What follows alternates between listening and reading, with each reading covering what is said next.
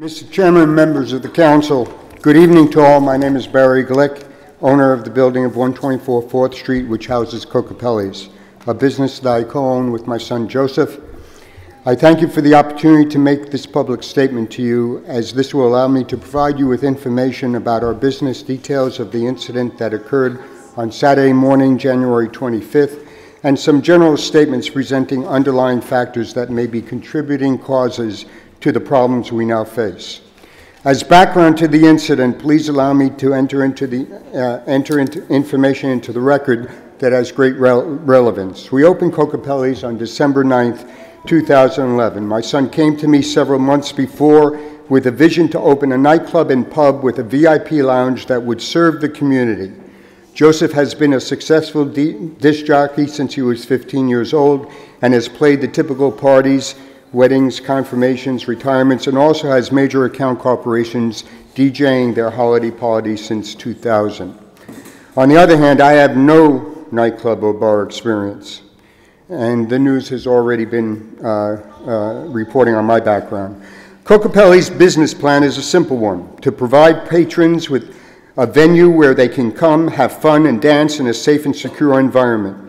We chose the name Kokopellis because Kokopelli was a hunchback Native American flute player who was deified by the Pueblo Indians of New Mexico, for he spread music, dance, merriment, and joy wherever he visited. To ensure that we remain committed to having a safe and secure environment, we hire on an individual contracted basis, all of whom are certified by New York State as security guards, and all of whom work in the area of security, most of whom are peace officers themselves. Prior to opening the business, as we were finishing extensive renovations to the building, I instructed Joseph to set up meetings with the city to introduce ourselves. Joseph met first with the chief of police, provided the chief our business plan, and offered to work cooperatively with the police. It is my understanding that meeting was successful. We further met with the mayor and some of his staff a few months after we opened to try to solicit increased services for 4th Street merchants after experiencing some months of operation. We were referred to the Troy bid. Because I am limited to speak but 10 minutes, I am skipping all of the facts concerning January 25th, 2014, objectively taken from our surveillance tapes and written in the statement that has been entered into your official records now. The surveillance tapes clearly show that Mr. Donnelly did nothing to provoke the brutality he received.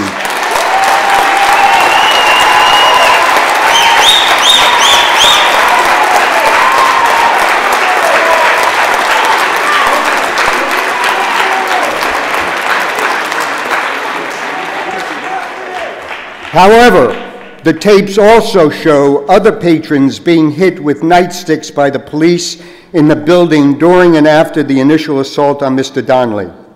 I can only surmise that these individuals were being beaten because they were expressing outrage at what they were seeing unfolding before them.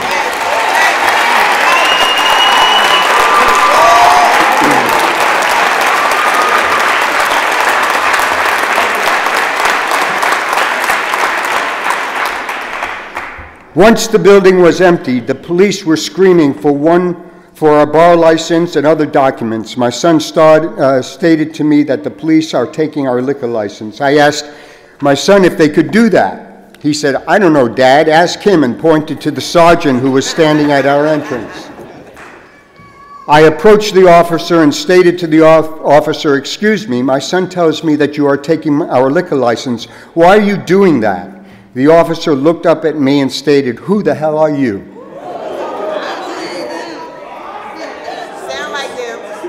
I stated, "Oh, I'm sorry," and while extending my hand to shake his, continued, "My name is Barry Glick and I own the building." He then turned to look at me directly and stated in a most disrespectful, pejorative, and derogatory manner, "That's how they do it. Well, as owner, you were not in control of your environment. You caused officers to be injured. You were over capacity, and I'm going to close you down." I then told him we were in control of the situation and were not over capacity. I asked the security staff to get me our counter and showed the sergeant the clicker had 248 on it.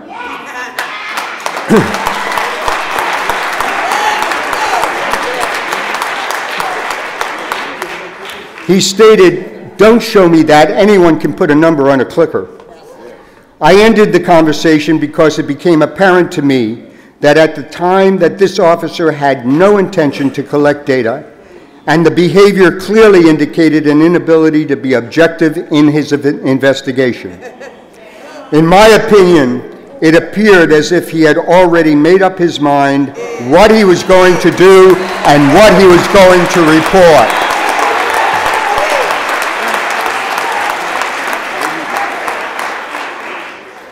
Thank you. As I conclude my remarks, I wish to offer the following. I remained in the club after we closed the doors, reviewing the surveillance tapes. Incidentally, I have 16 cameras throughout my building.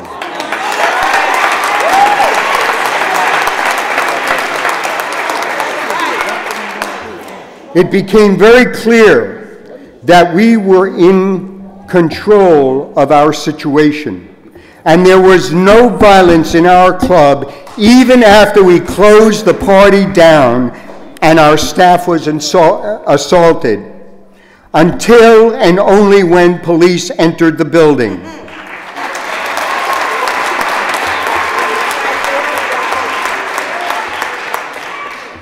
I maintain that none of our patrons, not one of our patrons who were inside our building initiated, incited, or created the violence that ensued.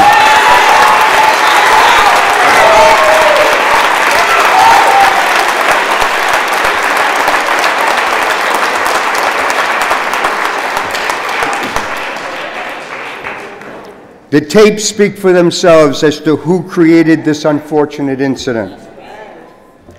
I asked Joseph to call one of his contacts on the police force and inform him of what we had viewed. Soon after a police officer arrived, we showed him what we learned thus far. This was 5 o'clock Saturday morning. He asked for a copy of the tapes we viewed, and we gave him that footage on his thumb drive. There are ancillary examples of inappropriate police behavior directly with my staff. I am sure that these details will be revealed as the various investigations take their course. I want to state for the record how sorry I am about this matter. It was not part of my vision to have this at Kokopellis. I am pained that the people were injured, certainly the police, but also for patrons who were so brutally, verbally, and physically abused.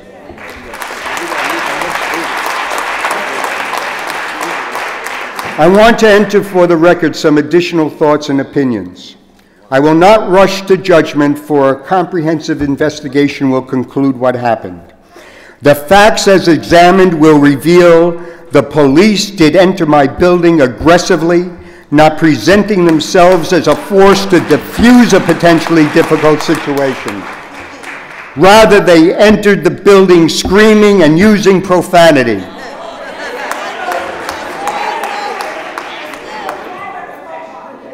I want each of you to know, as councilmen and leaders of this city, had I known the history of 124 4th Street, and had I known what I now know about the number of cases of police brutality in the city of Troy, I would never have invested in Troy.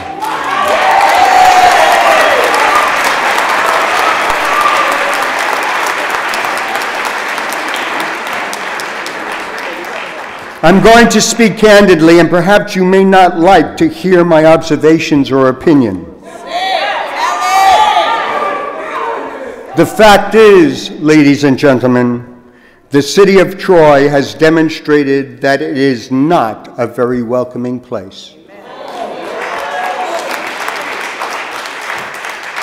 It does not invite new thinking or new people. It has established cliques and groups, some of whom believe they are above decency and the law.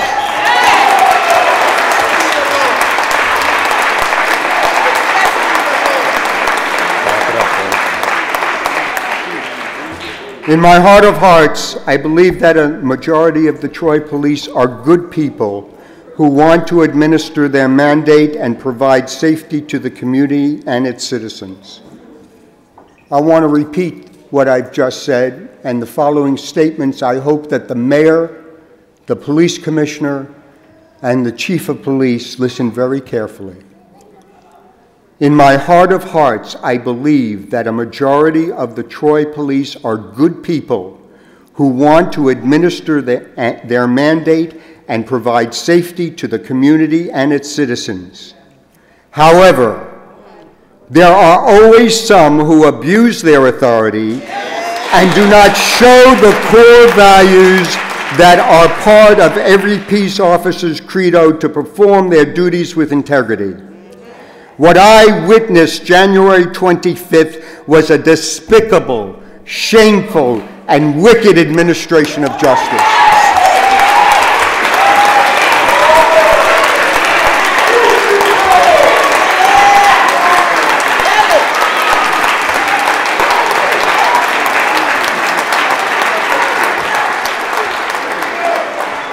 I shall return to this in a moment.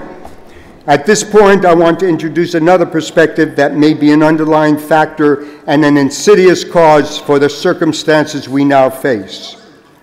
My son Joseph and I have already been the brunt of hate and ill will as the result of this matter. That is not my concern at this moment. However, the statements reflect and suggest that we would not be in this predicament if we did not serve the type of patron who attended the event on January 25th.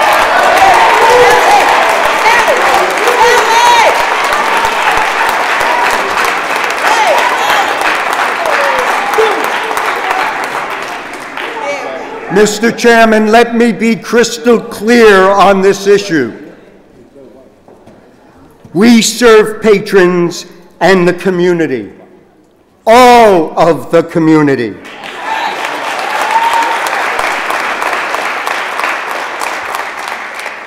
We care not whether the patron is white, black, brown, nor are we concerned about what they have done outside of our establishment, nor do we hold judgment about their social class or economic status.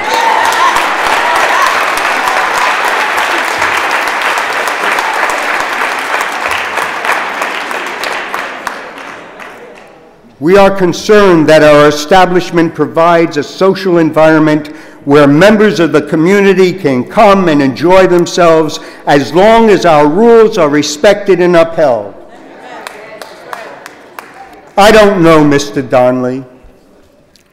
I understand that Mr. Donnelly has frequented our establishment before and has been nothing but a gentleman.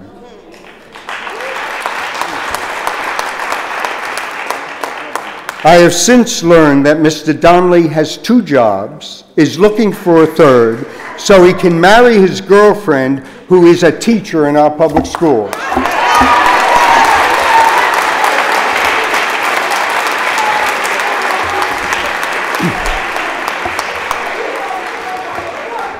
I want to share with you that when I was in college as a sophomore attending a Southern university, at a time when most of you were not even a sparkle in your parents' eye,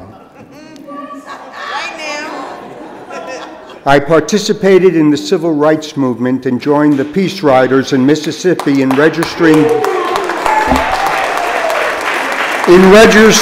black people to vote. I will not share those experiences now. However, while we have come a long way since those days of the early 1960s, and we have grown as a culture overcoming many blatant acts of racism, racism, both institutional and individual, is alive and well.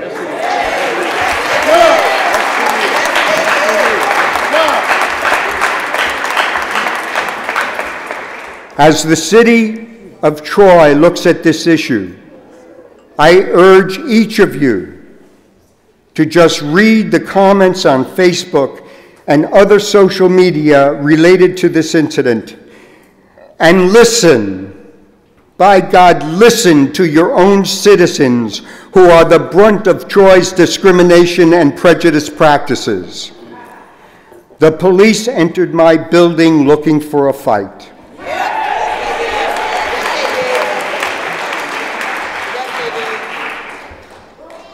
I witnessed in Mississippi many years ago white men in white sheets and white hoods beating people with clubs and seeing others hanging by their necks on trees. On Saturday, January 25th, 2014, I witnessed white men in blue uniforms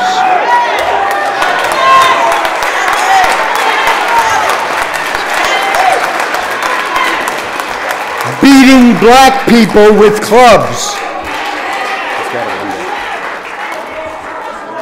I hope the City Council, as they investigate this matter, takes into account that violence begets violence. And perhaps it is the environment that the city elected officials and appointed public servants have created by their practices, their procedures, and their demeanor. I suggest to you that one can no longer look away and continue to enable, foster, shield, and ignore the conditions that have caused the unfortunate situation we now face. Thank you for the opportunity to address you.